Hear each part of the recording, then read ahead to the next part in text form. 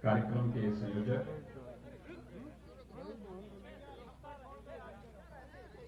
Uttar Pradesh bar council के अध्यक्ष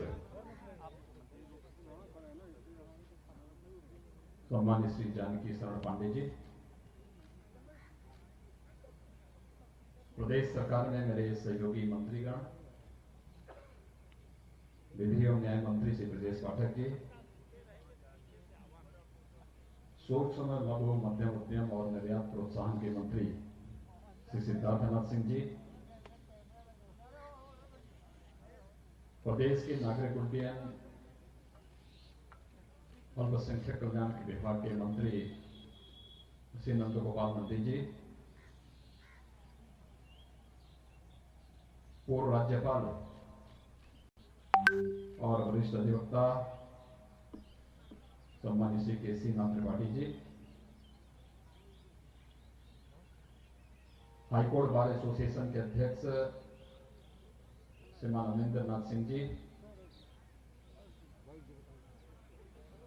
कार्यक्रम का कुशल संचालन कर रहे श्रीमान Prashant Singh Atal ji, bar council of India के सदस्य श्रीमान श्रीनाथ त्रिपाठी जी, सचिव हाईकोर्ट बार एसोसिएशन श्रीमान प्रभाशंकर मिश्र जी,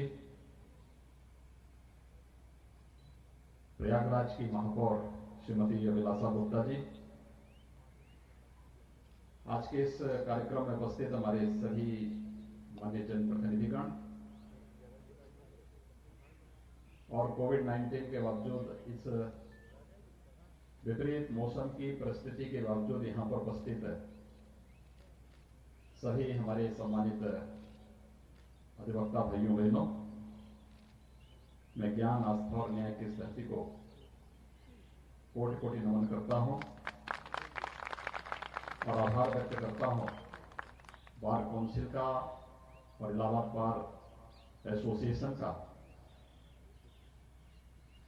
जिन्होंने आज इस अधिवक्ता समागम के माध्यम से मुझे आप सबके बीच में आने का अवसर दिया है।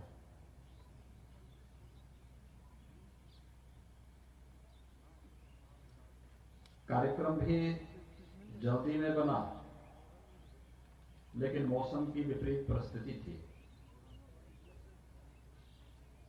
और मुझे जानकारी भी मिली थी कि रात्रि भर यहां बारिश पड़ी है, मौसम विपरीत था। प्रातः काल भी हम लोग इस बात को देख रहे थे कि 10 बजे तक इस बात में बहुत असमंजसता थी कि पता नहीं प्रयागराज के कार्यक्रम में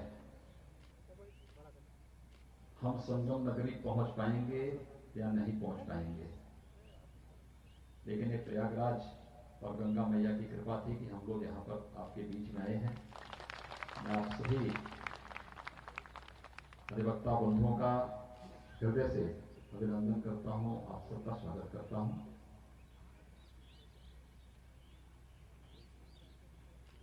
अधिवक्ता समाज, जैसे हमारे विधि और न्याय मंत्री ने कहा, ही वह एक विश्वास का प्रतीक है। जब व्यक्ति स्वप्नों से हारता है तो वह भौतिक रूप से, लौकिक रूप से एक अधिवक्ता की शरण में जाता है। यानी आपका जो ये प्रतीक है, आपका जो ये वेशभूषा है, ये विश्वास का प्रतीक है और ये विश्वसनीयता जब तक बनी रहेगी तब तक न्यायपालिका पर आम जन का विश्वास बना रहेगा और इस विश्वास को बनाए रखना हम सबका बहुत बड़ा, पूरी हमारी प्रतिबद्धता होनी चाहिए इन सब के प्रति। अधिवक्ता समाज का बहुत बड़ा योगदान है समाज के निर्माण में, भारत की स्वाधीनता में और समाज को जागरूक करके एक यशस्वी नेतृत्व देने में भी।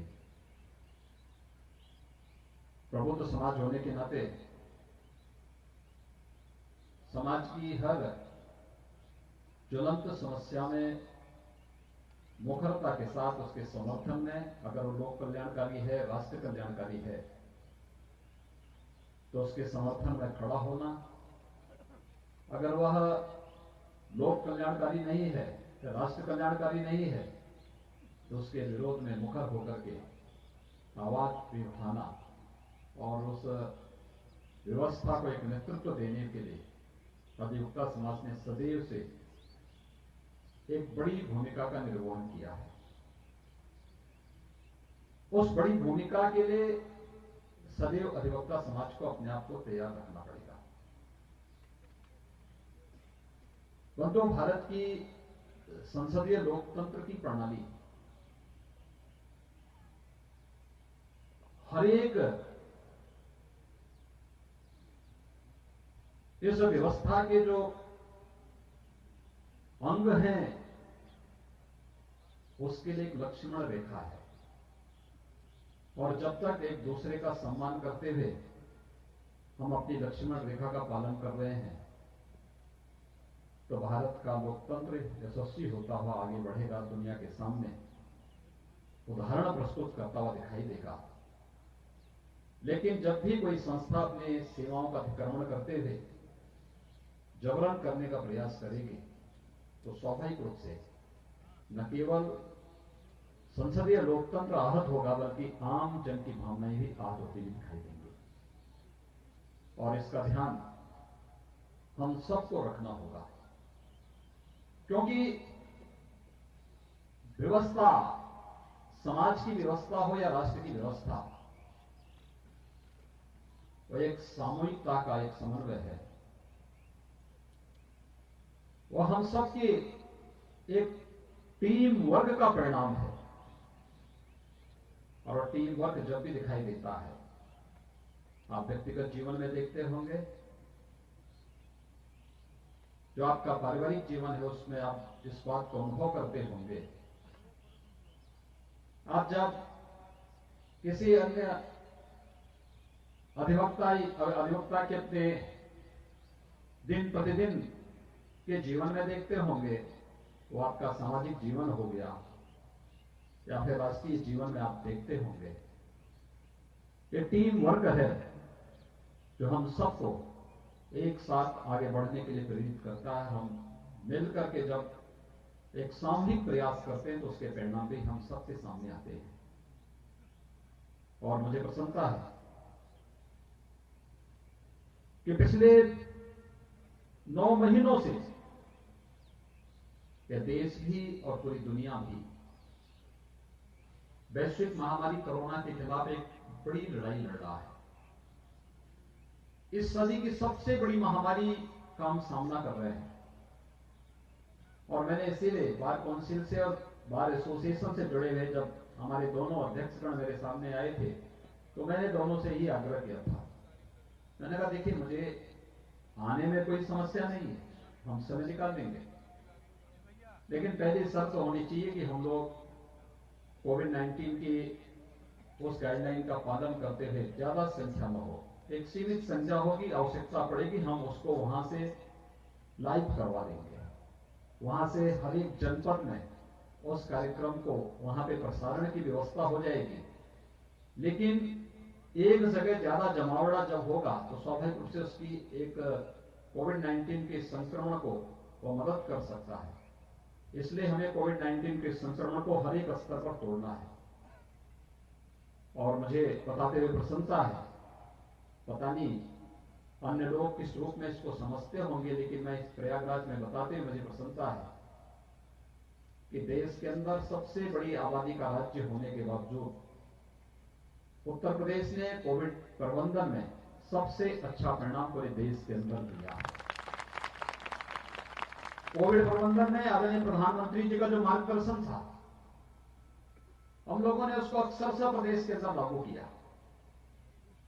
आज से 2 महीने पहले प्रदेश के अंदर 68,000 एक्टिव केस कोरोना के थे।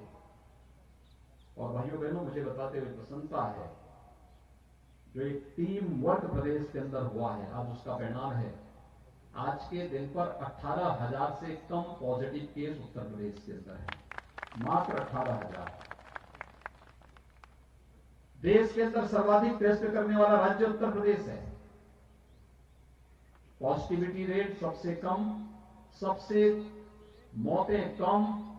अगर दिल्ली से हम इसकी तुलना करें, उत्तर प्रदेश की आबादी है 24 करोड़ की और कुल कोविड से मौत हुई है पिछले 10 वर्षों में कुल 8,000, और दिल्ली की आबादी है 2.25 करोड़ और मौत हुई है 10,000।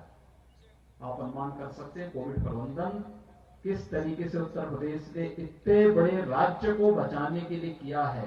यह एक बेहतरीन उदाहरण है जो आज उत्तर प्रदेश प्रस्तुत कर रहा है देश के सामने भी और दुनिया के सामने भी।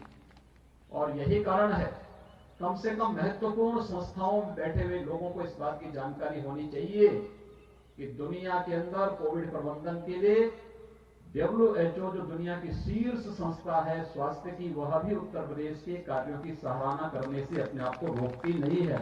उत्तर प्रदेश ने बेहतरीन प्रबंधन किया है। अगर जिसको ये दिखाई नहीं देता, कम से कम वो सब पब्लिक डोमेन में है, उसको देखें और उसको एक बार जानेंगे तो उन्हें बहुत कुछ नजर आ जाएगा कि उत्तर प्रदेश में कोविड प्रबंधन में क्या कुछ किया गया है। लेकिन ये सब संभव हो पाया है प्रधानमंत्री मोदी जी के मार्गदर्शन में और आप सभी लोगों के सामूहिक सहयोग और प्रयास से।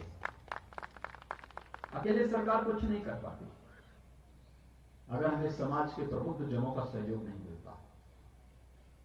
अगर हमें एक सामान्य नागरिक, शासन की टीम काम कर रही थी, प्रशासन काम कर रहा था, हमारे स्वास्थ्य कर्मी काम कर रहे थे, हमारे स्वच्छता कर्मी काम कर रहे थे, हमारे पुलिस के जवान काम कर रहे थे, लेकिन इन सब के साथ सबसे बड़ी भूमिका थी पब्लिक की, जो उस अनुशासन के साथ जुड़ करके कार्य कर रहा था।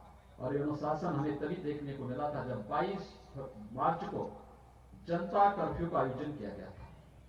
आपने देखा होगा जनता कर्फ्यू में एक एक व्यक्ति उसमें सहभागी बना था, प्रत्येक ने सहयोग किया था और सबने संकल्प लिया था कि हम इस महामारी के खिलाफ लड़ेंगे।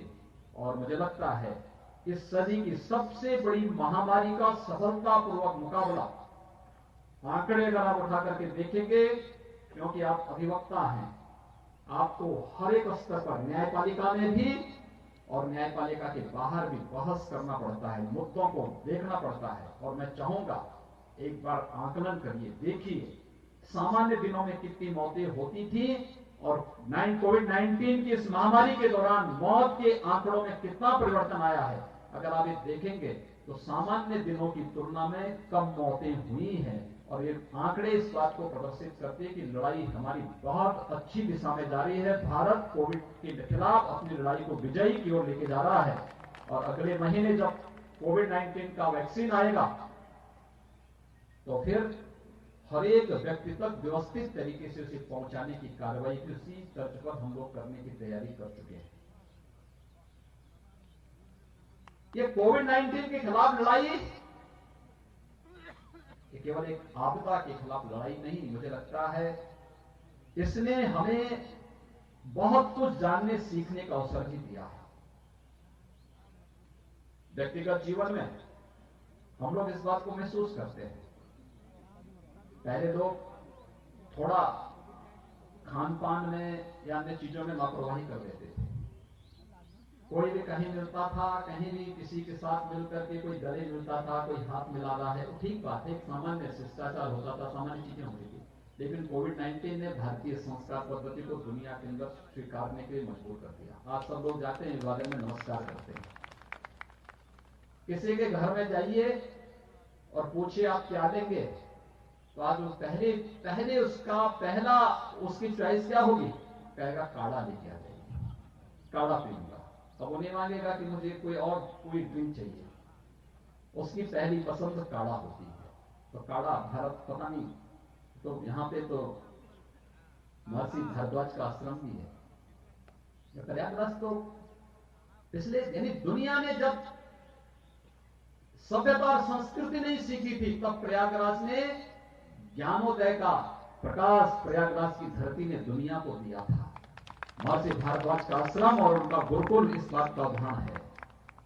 यानी हजारों वर्षों से उस परंपरा के साथ जुड़कर के दुनिया को एक नई दिशा देने का कार्य ये धरती दे रही है। ये हमारी धरोहर है, इस पर हमें गौरव की अनुभूति करनी चाहिए और उस परंपरा को लेकर के आज हम सब सामूहिक रूप से प्रयास कर रहे हैं।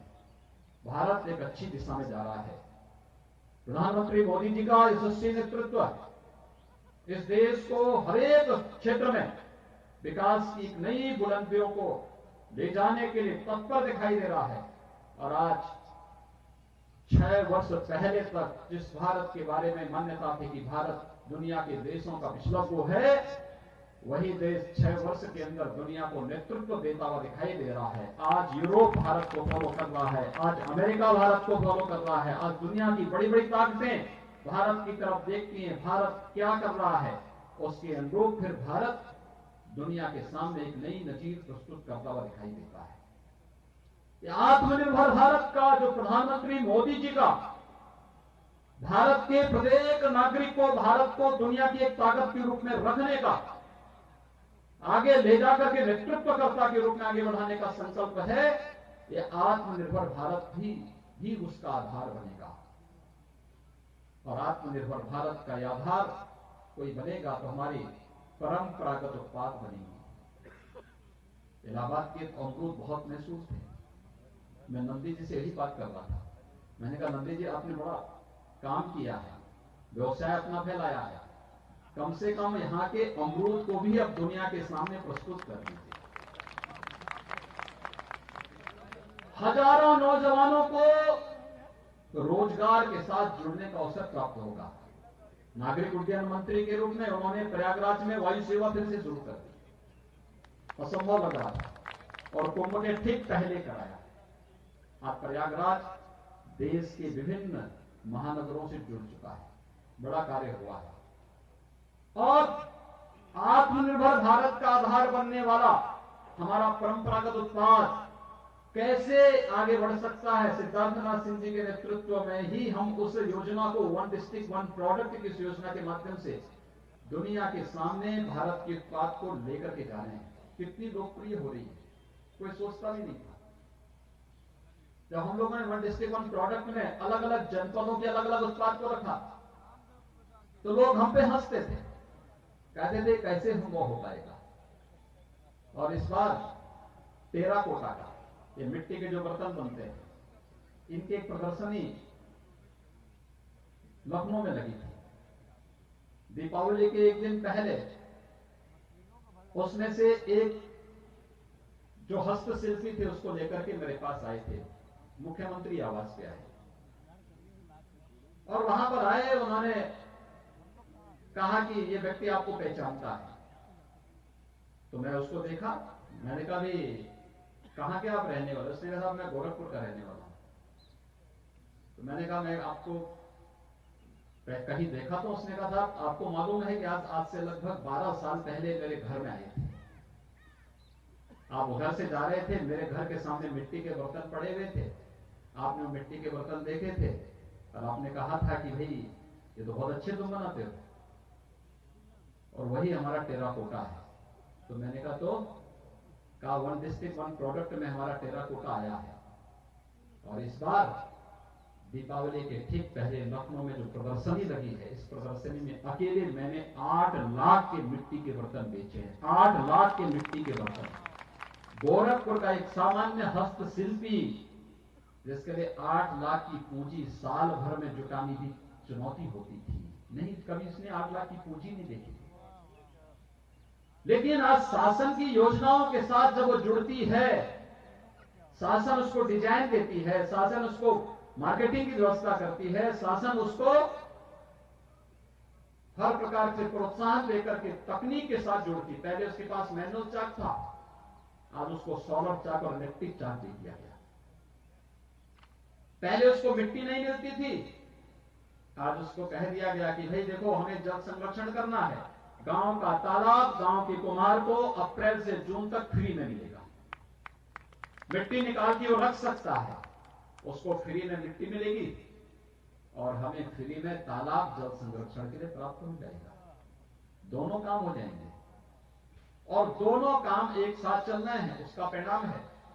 तो हम लोगों ने दीपावली का भव्य उत्सव दीप जला करके अयोध्या में भी किया और देव दीपावली का काशी में भी किया। और मैंने सुना कि यहां प्रयागराज में भी देव दीपावली के अवसर पर और दीपावली के अवसर पर हर घर में मिट्टी के दीपक चले थे। यानी हमें मिट्टी के दीपक के लिए भी और गणपति और लक्ष्मी जी की मूर्ति के लिए भी चीन पे निर्भर होना पड़ रहा था। लेकिन कोरोना ने चीन को ऐसा घेरा कि चीन से वे सामान नहीं आ सकते थे और भारत का स्वाभिमान जगा। प्रधानमंत्री मोदी जी ने भारत के स्वाभिमान को जगा दिया और भारत के अंदर गांव-गांव में मिट्टी के बर्तन बनने लग गए। ये सभी कुछ यहीं मिलने लग गया। यहां की लोगों की आमदनी बढ़ी और आत्मनिर्भर भारत का आधार ये टेराकोटा बन गया। हर जनपद के अपने उत्पाद बन गए। हम अपनी चीजों को किस रूप में प्रस्तुत करना चाहते हैं, ये हम पर निर्भर करता है। और भाइयों बहनों, हम सबको उस दिशा में प्रयास करना होगा। अधिवक्ता समाज तो वैसे भी नेतृत्व करता है, समाज का नेतृत्व करता है, समाज का अंतिम तबका पे विश्वास करता है और वह विश्वास का ही प्रतीक है कि अपने संकट के समय में वह जब सबसे थक हार जाता है तो आपके पास आता है और अपनी पीड़ा को आपके सामने रख करके फिर एक नए न्याय की आस में वो आगे बढ़ता है। तो बहुत बड़ा विश्वास है। लेकिन जब हम ही स्वयं ये मान करके चल लेंगे कि नहीं साहब, हम लोग तो बहुत कमजोर हैं, हम लोग कुछ नहीं हैं, तो फिर उस बड़े तबके का क्या होगा? ये 3.5 लाख अधिवक्ता अगर हताश और निराश हो जाएगा तो 24 करोड़ जनता का क्या होगा? ये आप सबको सोचना पड़ेगा। याद रखना, भारत का एक बहुत बड़े वैज्ञानिक हुए जगदीश चंद्र बसु, उन्होंने एक प्रयोग किया था। उन्होंने कहा था कि देखिए, हर जीव और जंतु के अंदर प्राण होता है, उसकी अपनी संवेदना होती है, वो अपने चारों ओर जिस प्रकार का माहौल हम दे देंगे उसके अनुरूप चलता है, आगे बढ़ता है। उसके सामने उस प्रकार का माहौल देने की आवश्यकता है। लोग विश्वास नहीं कर रहे थे। लोगों ने कहा कैसे आप कह सकते हैं? उन्होंने अपने घर में इसका प्रयोग किया। उन्होंने अपने घर के 2 कोनों में 2 पेड़ लगाए, एक जैसे, एक बीज के 2 पौधे लगा दिए। दोनों को एक समान परिस्थिति दी, समान धूप मिल सके, समान पानी मिल सके, समान खाद मिल सके, समान परिस्थिति मिल सके। लेकिन सब कुछ समान होने के बावजूद एक के पास जाते थे और उसको खूब कुछ करते थे तो बड़ा हो जाएगा, पेड़ बन जाएगा, फलेगा, फूलेगा, खूब फल देगा, लोग तुम्हें लंबे समय तक तुम्हारी छाया के नीचे बैठेंगे। और दूसरे को दुत्कारते थे तो निकम्मा है, निठल्ला है, कायल है, कमजोर है, किसी लायक नहीं है। उन्होंने देखा एक समय के बाद जिसको पुचकारते थे वो फल फूल करके बड़ा पेड़ बन गया, जिसको दुत्कारते थे वह एक समय के बाद सूख गया, नष्ट हो गया, उसकी स्त्री हो गई। ये केवल पेड़ पौधों के बारे में ही सही नहीं है, इस जीव सृष्टि के बारे में। और मनुष्य इस जीव सृष्टि का सर्वश्रेष्ठ प्राणी है जो मनुष्य तत्व पे सबसे अधिक बैठता है। हम जैसी धारणा बना देते हैं उसके अनुरूप हम बनने लगते हैं और इसीलिए हमारी सोच विराट होनी चाहिए। बिना विराट सोच के बड़ा नहीं बना जा सकता। बड़ा बनने के लिए हमें विराट सोच रखनी पड़ेगी, संकीर्णता से उभर करके हम कर सकते हैं, हम करेंगे। उत्तर प्रदेश के अंदर कोई सोचता था? बड़े बड़े लोग घबराते थे और किसी रोड से कोई माफिया गुजरता था तो बड़े बड़े लोग अपना रूप बदल देते थे। और मैंने तो देखा बहुत सारे लोगों को स्थगित हो जाती थी कार्रवाई बहुत सारी जगह पे। लेकिन आज जब उन्हीं की छाती पर बुलडोजर चलते हुए दिखाई दे रहे हैं, आप देख रहे होंगे, एक गरीब भी कह सकता है कि नहीं, इसने लूटा है, अवैध कब्जा किया है। और मैंने तो यहां के विकास प्राधिकरण से कहा है ये माफिया और अपराधियों ने जहां पे सरकारी जमीनों पर कब्जा करके रखा हुआ है, उनको मुक्त करा करके गरीबों के लिए आवास की योजना हमने बनाई है। कितना अच्छा लगेगा, देश देखेगा, दुनिया देखेगा। देखिए, कहीं एक माफिया रहता था, आज गरीब रह रहा है। और मैंने तो गोरखपुर के विकास प्राधिकरण से भी कहा था, मैंने कहा वहां पे अलग अलग वो बनाइए, जहां भी इस माफियाओं ने कब्जा किए खाली करवाइए। एक आवासीय व्यवस्था अधिवक्ताओं के लिए, एक शिक्षकों के लिए, एक व्यापारियों के लिए, एक पत्रकारों के लिए, अलग अलग तबके के लिए अलग अलग दे दीजिए और नो लॉस नो प्रॉफिट पर दीजिए। और मैं चाहूंगा प्रयागराज विकास प्राधिकरण जो ये मांग आई है, अलग अलग प्लॉट में देकर के मल्टी स्टोरी बिल्डिंग बना करके दे, अच्छे आवासीय सुविधा दे, नो लॉस नो प्रॉफिट दे। मुझे लगता है हर एक अधिवक्ता भी खुश होगा, पत्रकार भी खुश होगा, शिक्षक भी खुश होगा, समाज का हर एक तबका खड़ा होगा, एक मॉडल बनेगा वो आवासीय सुविधा का। क्योंकि समाज का एक दबंग व्यक्ति जो केवल उस कीट की तरह समाज का खून चूस करके स्वयं तो वह हृष्ट पुष्ट होना चाहता है, लेकिन समाज को रोगाणु बनाना चाहता है। जब उसके खिलाफ एक बड़ी लड़ाई हम लोग लड़ते हैं, तो स्वाभाविक रूप से उस लड़ाई के खिलाफ हम सबको, समाज को एकजुट होकर के अपने साथ जोड़ना पड़ेगा और उस जुड़ाव में हम सबको इस बात को तय करना पड़ेगा। और मैं चाहूंगा प्रयागराज विकास प्राधिकरण ने, नगर निगम ने मिलकर के एक अच्छी पहल को आगे बढ़ाया है, यहां के जिला प्रशासन ने अच्छी पहल को आगे बढ़ाया है। कुछ ऐसे मॉडल खड़ा करिए आवासीय उसकी। इन अधिवक्ता बंधुओं को मांग करने की आवश्यकता ही नहीं पड़नी चाहिए। एक कार्यक्रम स्वतः स्फूर्त भाव के साथ आगे चलने चाहिए, स्कीम निकालिए। और कुछ चीजें ऐसी हैं जहां पे उनसे मुनाफा उनसे मत कमाइए, उसको नो लॉस नो प्रॉफिट पर ही दे दीजिए। मुझे लगता है कि कम से कम अधिवक्ता की जमीन पर तो अब कोई माफिया कब्जा करने का दुस्साहस नहीं कर पाएगा अगर आवास आप इनको बना के देंगे। कुछ तो करना पड़ेगा। आज उत्तर प्रदेश के अंदर, मैं पश्चिमी उत्तर प्रदेश में जाता हूं, वहां की माताएं बहुत खुश होती हैं और कहती हैं कि नहीं, हम तो एकदम साथ में हैं। मैंने कहा कैसे? तो उन्होंने कहा देखिए, अब तो पूरी तरह सुरक्षित, सारी माफिया भाग चुके हैं। बहुत सारे कॉलोनी वहां पे जो बहुत सारे कस्बे ऐसे जो खाली हो रहे थे, आज फिर से आबाद हो गए। एक माहौल देना शासन का काम है, क्योंकि रूल ऑफ लॉ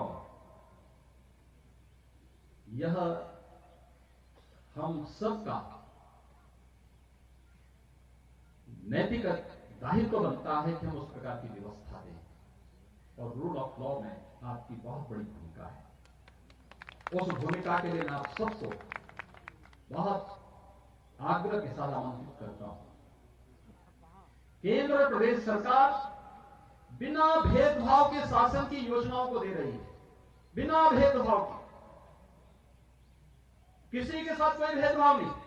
अब याद करिए, जब जनधन अकाउंट खुले थे, क्या किसी की जाति, किसी का मत और किसी का मजहब देख के खुला था? नहीं, सभी को दिया। हर एक का अकाउंट खुलेगा, उसमें क्रेडिट की सुविधा सबको दे दी गई, हर एक व्यक्ति को उसका लाभ दिया गया। और याद करिए, अगर जनधन अकाउंट नहीं होते, क्या कोविड-19 के दौरान, कोरोना कालखंड के दौरान, लॉकडाउन के दौरान उन गरीबों के पास क्या हम पैसा भेज पाते? हम अपने लेखपाल को, अपने कर्मचारियों को डोर स्टेप डिलीवरी में लगाते कि घर घर पैसा बांटने में लगाते? नहीं हो पाता, अव्यवस्था फैल जाती। लेकिन तकनीक और टीम वर्क, ये दोनों एक साथ होने लग जाएंगे, बेहतर परिणाम आ सकते हैं। आवास दिए गए। उत्तर प्रदेश में हम लोगों ने अब तक 30 लाख गरीबों को एक एक आवास उपलब्ध कराया है प्रधानमंत्री आवास योजना में, और 5 लाख लोगों का तैयार है। जिस दिन समय देंगे उसी दिन एक क्लिक करके 5 लाख लोगों के आवास के पैसे उनके अकाउंट में पहुंच जाएंगे।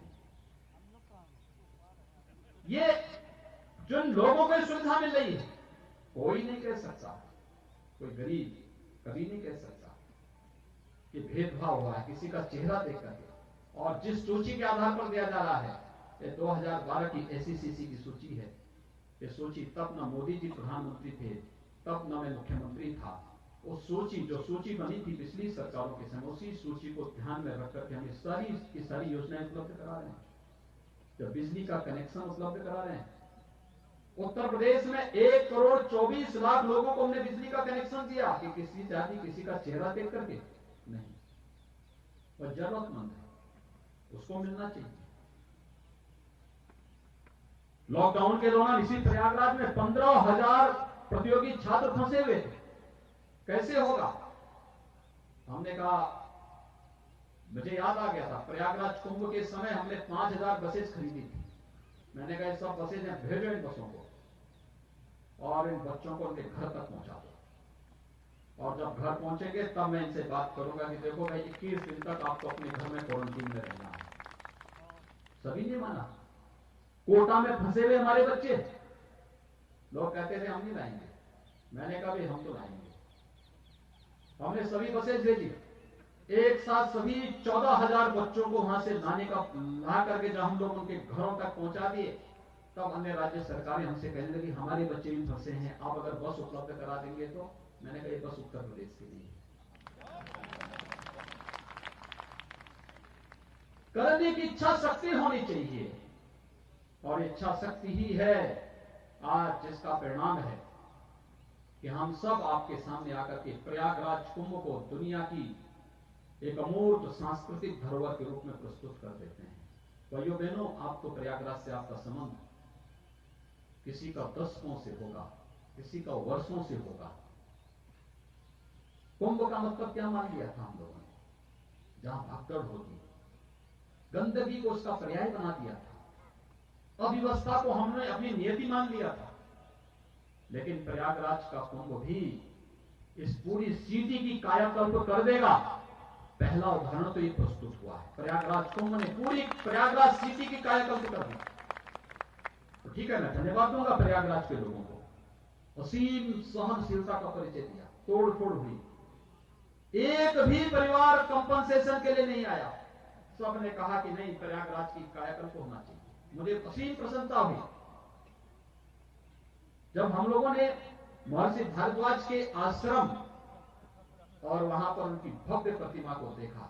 आज से हजारों वर्ष पहले अतीत की यादों को ताजा कर देती है घटना कि आज से 10,000 वर्ष पहले जिस महापुरुष ने इस प्रयागराज की धरती में साधना करके इस पूरी धरती को पवित्र किया था, कम से कम इन हजारों वर्षों में न जाने कितने कुंभ के आयोजन हुए होंगे।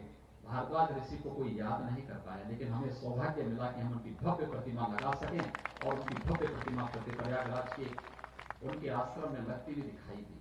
कोई भी जाएगा उसको याद आएगा, प्रयागराज में भारद्वाज ऋषि का आश्रम है, उनका आश्रम है, उनका मंदिर है।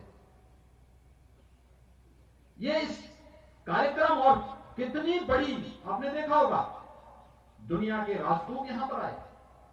उस आयोजन में मैं नहीं था, लेकिन मैंने सिद्धार्थनाथ सिंह जी से आग्रह किया था। मैंने कहा आप वहां कार्यक्रम में उपस्थित होकर के उनको सबको घुमाइए थोड़ा इसके बारे में।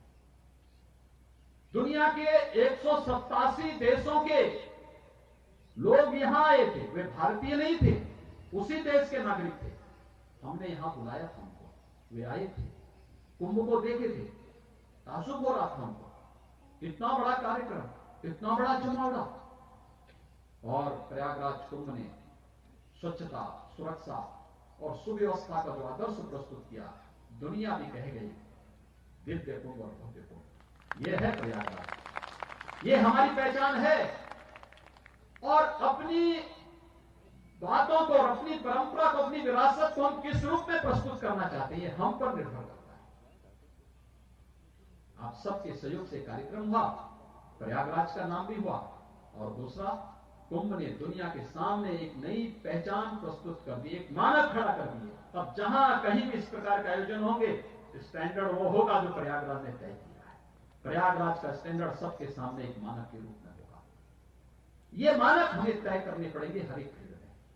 और मुझे लगता है जब भी हम इस प्रकार के कार्यक्रमों को आगे बढ़ाने का कार्य करेंगे, तो भाइयों बहनों, उसके परिणाम हम सबके सामने आएंगे। लोग उसको उसी रूप में स्वीकार करने का, उसी रूप में स्वीकार करेंगे। और मैं इसीलिए आपसे कह रहा था, कोई भी हीन भावना हमारे मन में नहीं, कभी नहीं होनी चाहिए। शासन तैयार है आपके साथ बैठने को, हर एक स्तर पर उन समस्याओं का समाधान करने के लिए। और मैंने तो एक बात कही है, मैंने कहा देखो, सरकार की नीति गन पॉइंट पे काम करने की नहीं होती है। कोई जबरदस्ती तान करके लगा कि नहीं ये काम होगा ही होगा, तो हम कह देंगे कि हम तो पहले गरीब को देखेंगे। लेकिन अगर कहेगा कि नहीं, बैठ करके हम चाहते हैं कि सौहार्दपूर्ण माहौल में एक व्यवस्था आगे बढ़नी चाहिए, सरकार दोनों हाथ आगे फैला करके आगे आएगी, आइए हमारे साथ बैठिए ना, समाधान का रास्ता हम निकालेंगे, आपसे आपके सुझावों के आधार पर निकालेंगे, और वह समाधान का रास्ता निकालने की कार्रवाई किस रूप में आगे बढ़ती है। आपने देखा, मैंने तो आपकी आवासीय समस्या का एक झटके में समाधान आपको दे दिया। आप तो सोच ही रहे थे, हम पहले ही कर चुके कार्य,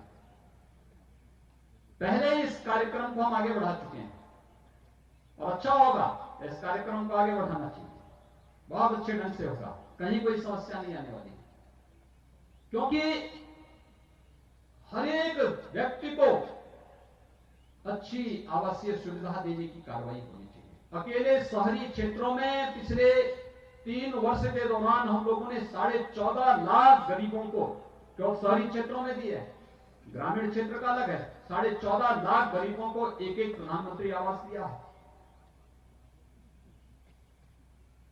आप अनुमान कर लीजिए, इन लोगों को पहले भी दिया जा सकता था, ये आवास की सुविधा पहले भी दी जा सकती थी, लेकिन पिछली सरकारों को फुर्सत नहीं थी।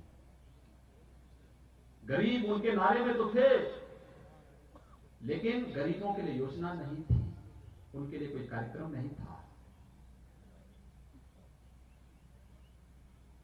परिवार के लिए, जाति के लिए, मत और मजहब के लिए समाज को बांटने की फुर्सत तो थी, लेकिन एक गरीब को, एक किसान को सही मायने में हम न्याय दे सकें, उस तक शासन की योजना पहुंचा सकें, इसके लिए फुर्सत नहीं थी।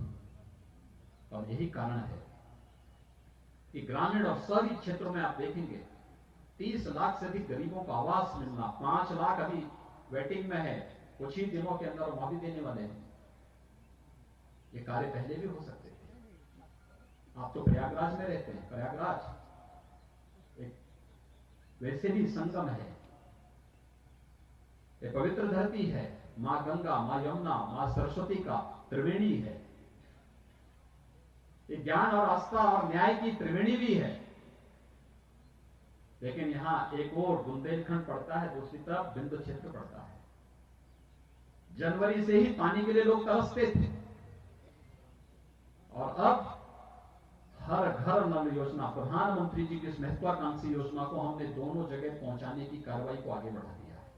हर घर आने वाले 2 साल के अंदर आप देखेंगे, बिंद और बुंदेलखंड के हर घर तक हम शुद्ध पेयजल की आपूर्ति करने वाले हैं। सरकारें पहले भी थी, लेकिन ये कार्य करने में विफल थी, क्योंकि सोच नहीं थी, विजन नहीं था, करना नहीं चाहती थी। लेकिन आज जब कार्यक्रम आगे बढ़ रहे हैं, इन चीजों को हमें उसी रूप में आगे बढ़ना पड़ेगा, और यही कार्य है जिसको लेकर के आज हम सब आपके बीच आए हैं। भाइयों बहनों, हम सबको इस बारे में देखना चाहिए। हम लोगों ने प्रदेश के अंदर, प्रदेश सरकार पूरी तरह इस बात के लिए प्रतिबद्ध है।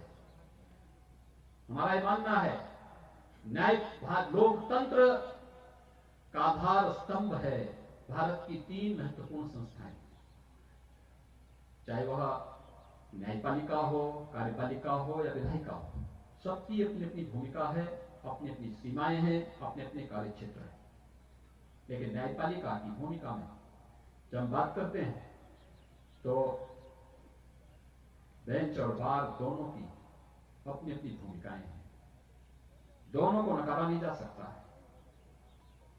वादकारी का हित हमारे लिए सर्वोच्च होता है, और वादकारी का हित अगर आपके लिए सर्वोच्च है, तो हमारे लिए भी सर्वोच्च इसलिए है क्योंकि न्याय पाने वाला व्यक्ति समाज के अंतिम पायदान पर बैठा हुआ व्यक्ति है। जब वह न्याय पाता है, तो न्याय पाने के साथ ही वह व्यक्ति व्यवस्था के साथ अपनी का सामंजस्य भी दिखाता है। हमारे लिए आसान होता है, अगर न्याय जितना सहज सरल हो जाए, उस तक पहुंच जाए, वह व्यवस्था के साथ अपनी प्रतिभा और अपनी ऊर्जा का लाभ उतनी मजबूती के साथ लेता है। समग्रता के साथ आगे बढ़ने की एक नई सोच हमें आगे बढ़ाती है और प्रक्रिया उसी तर्ज पर आगे बढ़नी चाहिए। और इसीलिए वादकारी के हित को सर्वोच्च प्राथमिकता देते हुए ही प्रदेश सरकार ने अलग अलग स्तर पर इन कार्यक्रमों को आगे बढ़ाया है। अगर आवासीय और अनावासीय भवनों के रूप में अगर हम देखेंगे, न्यायालयों में अवस्थापना सुविधाओं के विकास के लिए जो सरकार ने विभिन्न प्रकार के कार्यक्रम अपने प्रारंभ किए हैं प्रदेश के अंदर, इन सभी की दृष्टि प्रदेश ने सीएसआर से और प्रदेश सरकार ने अपने फंड से क्रमशः यानी आवासीय भवनों के लिए 150 करोड़ रुपए और अनावासीय भवनों के लिए 400 करोड़ रुपए उपलब्ध करवाने के लिए अपना योगदान किया ही है। लेकिन प्रदेश के अंदर साथ साथ अन्य विभिन्न प्रकार के कार्य, उच्च न्यायालय, अगर लखनऊ पीठ के लिए हम देखते हैं, वहां के लिए भी हम लोग धनराशि की व्यवस्था की, नए प्रस्तावित भवनों के लिए भी। और प्रदेश के अंदर चाहे वह न्यायालय भवनों के निर्माणों के लिए भी हमने आने वाले समय में भी जनपद स्तर पर या फिर प्रयागराज में भी, मुझे तो बताते हुए प्रसन्नता है जो यहां पे सिद्धार्थनाथ सिंह जी ने भी कहा पहले कि नेशनल लॉ यूनिवर्सिटी हम लोग एक प्रयागराज में ही बनाने जा रहे हैं और प्रयागराज के लिए हम लोगों ने दिया है। प्रयागराज के लिए अद्भुत चीज हम उसके माध्यम से दे रहे हैं। लेकिन साथ ही प्रदेश के अंदर हम लोगों ने विभिन्न कार्यक्रमों के लिए जो न्यायालय भवनों के लिए या फिर जहां पर नए भवन न्यायालय के बनने हैं उनके लिए भूमि अधिग्रहण के लिए भी 600 करोड़ और 1000 करोड़ रुपए की अतिरिक्त राशि उनके लिए प्रस्तावित, इन सभी कार्यों के लिए प्रदेश सरकार पहले ही कर चुकी है। अभी प्रदेश के अंदर यहां पर जो हमारे बार काउंसिल के माननीय अध्यक्ष कह रहे थे कि यहां पर हम लोगों ने न केवल न्यायिक अधिकारियों के आवास के लिए व्यवस्था भी है, उसके लिए धनराशि अवमुक्त की है, लेकिन साथ साथ अधिवक्ताओं के चैम्बर और मल्टी लेवल पार्किंग की एक बेहतरीन व्यवस्था हाईकोर्ट के पास सरकार दे रही है और बड़ी राशि सरकार ने उसके लिए स्वीकृत की है, जिसमें लगभग 600 करोड़ रुपए की राशि सरकार खर्च करने जा रही है, जिसमें अच्छे चैम्बर उसके माध्यम से बनेंगे।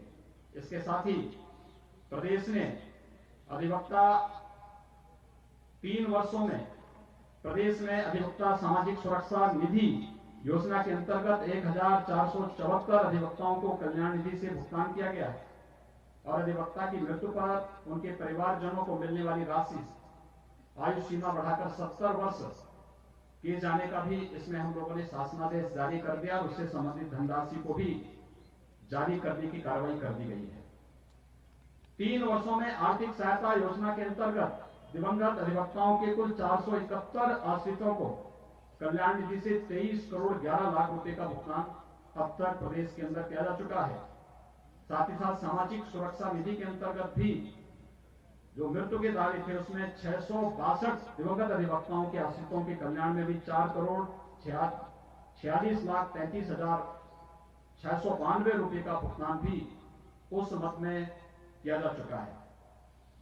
लोक कल्याण जो संकल्प पत्र 2017 था भारतीय जनता पार्टी का, इसमें युवा अधिवक्ताओं के लिए पुस्तक और पत्रिका आदि के क्रय के लिए ₹5,000 की प्रति अधिवक्ता 3 वर्षों के लिए, चालू वित्तीय वर्ष में जो प्रावधानित था 1,87,90,000 रुपए के सापेक्ष 1,60,00,000 रुपए की धनराशि निर्गत कर दी गई है और वित्तीय वर्ष 21-22 के लिए भी हम लोग इसके लिए प्रस्ताव रख रहे हैं। लगभग 20 करोड़ रुपए की एक बजट की व्यवस्था इसके लिए हम लोगों ने पहले से प्रस्तावित की है।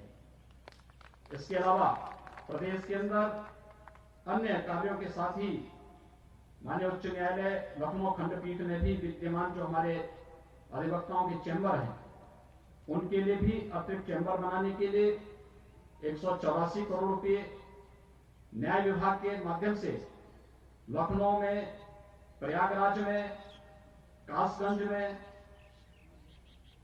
बलरामपुर में, झांसी, सुल्तानपुर, संत कबीर नगर, मैदावल, वाराणसी, सिद्धार्थनगर, डुमरियागंज में, देवरिया में अधिवक्ता चैम्बर के लिए, इसके लिए भी हम लोगों ने अतिरिक्त 23 करोड़ 7 लाख रुपए की वित्तीय और प्रशासनिक स्वीकृति प्रदान करते हुए 13 करोड़ 68 लाख रुपए की राशि इसके लिए हम लोग पहले ही जारी कर चुके हैं। साथ ही साथ 7 करोड़ 61 लाख रुपए अन्य जो तहसील स्तर के जो हमारे अधिवक्ताओं के चेंबर हैं उनके लिए भी अलग अलग स्थानों पर, चाहे वो कैंपियरगंज है, बांसगांव है, सैजनवा है, गोरखपुर है, इन सभी में भी हम लोगों ने इस कार्यक्रम को आगे बढ़ाने की कार्रवाई प्रदेश के अंदर की है।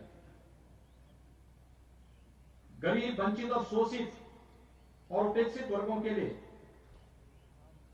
जो लोग धन के अभाव में न्याय से वंचित रह जाते थे, इन न रहने पाए, इससे भी हम लोग चाहेंगे कि हमारे जो विद्वान अधिवक्ता हैं वे लोग उन सब के हित के लिए खड़े रहते हैं।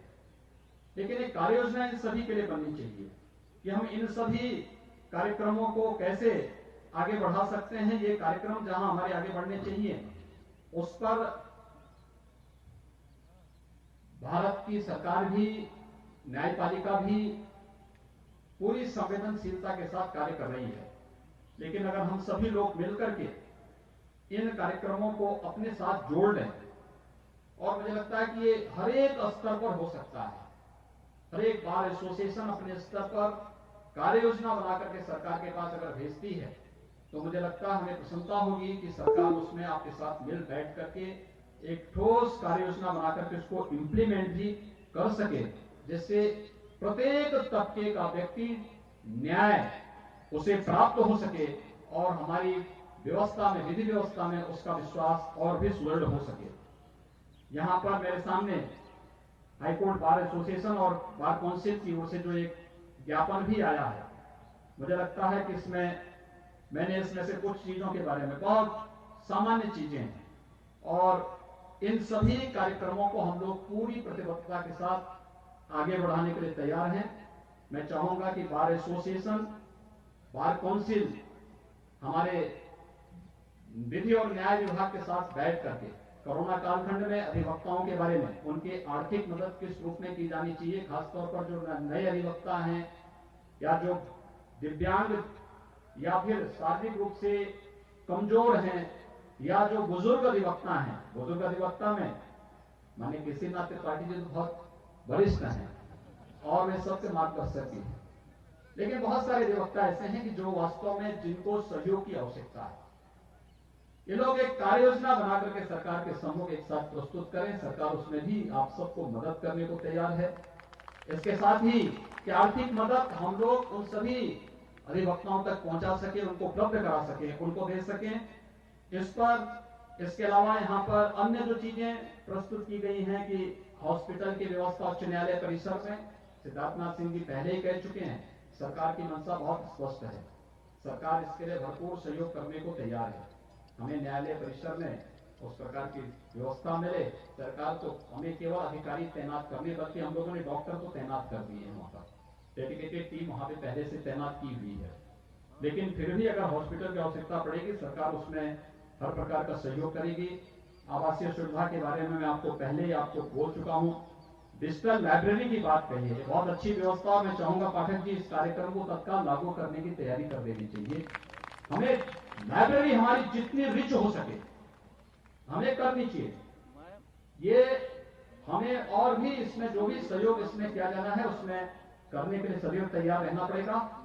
मैं बहुत बहुत धन्यवाद दूंगा यहाँ पे बार काउंसिल उत्तर प्रदेश को और यहाँ के हाईकोर्ट बार एसोसिएशन के माननीय अध्यक्षों को, सभी पदाधिकारियों को, जिन्होंने आज इस अधिवक्ता समागम के माध्यम से आपके साथ एक संवाद बनाने का अवसर दिया है। मैं आप सबको इस बात के लिए आश्वस्त करता हूं कि आपके साथ मिलकर के एक टीम वर्क के साथ न केवल वादकारियों की समस्याओं के समाधान के लिए संवेदनशीलता के साथ हम काम करेंगे, बल्कि अधिवक्ता समाज से जुड़ी हुई समस्याओं के समाधान के लिए सरकार सदैव आपके साथ खड़ी रहेगी। हमारा न्याय और विधि विभाग आपके साथ कदम से कदम मिलाकर के तैयार रहेगा और उनके द्वारा प्रस्तुत किए जाने वाले प्रत्येक प्रस्ताव के साथ सरकार उनके साथ पूरी संवेदनशीलता के साथ, पूरी प्रतिबद्धता के साथ कार्य करेगी। एक बार फिर से मैं इस अधिवक्ता समागम के लिए दोनों अपने जो हमारे बार काउंसिल को भी और इलाहाबाद हाईकोर्ट का जो हमारा बार एसोसिएशन है, इनको हृदय से धन्यवाद देते हुए आप सभी अधिवक्ता बंधुओं का हृदय से अभिनंदन करते हुए मैं एक बार फिर से इस धरती को कोटि कोटि नमन करते हुए अपनी वाणी को विराम देता हूं। धन्यवाद। जय हिंद।